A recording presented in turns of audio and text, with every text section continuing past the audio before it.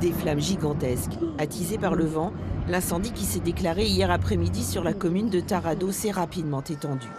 D'épaisses fumées ont alors recouvert la ville.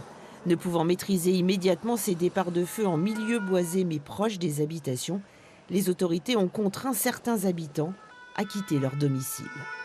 On nous a demandé d'évacuer, voilà, c'était plus tenable, on n'avait plus à respirer dans tout le quartier, donc voilà.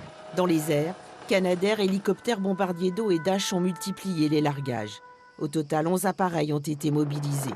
Mais le feu violent n'a cessé de progresser, atteignant des quartiers résidentiels de la commune des Arcs-sur-Argence. Avec de telles conditions, les feux se développent extrêmement rapidement. Les conditions extrêmes, ça veut bien dire ce que ça veut dire. Avec des températures d'hygrométrie de 15%, des vitesses de vent de 40 km/h, ça suffit largement pour faire des feux importants. 600 pompiers ont été mobilisés. Dans la soirée, 200 d'entre eux tentaient encore de fixer le feu. L'objectif, ça va être de noyer la totalité des lisières pour qu'il n'y ait aucune reprise et que le feu soit définitivement éteint. 120 à 150 personnes évacuées ont été accueillies à la salle des fêtes des Arcs. Eau, nourriture et réconfort, la municipalité a organisé au mieux la prise en charge d'habitants, inquiets de connaître l'ampleur du sinistre.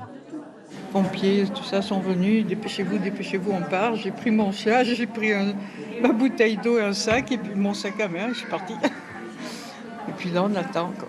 La maison, normalement, n'aurait rien, mais le jardin, oui, est détruit. Ça fait 26 ans que nous habitons aux Arcs.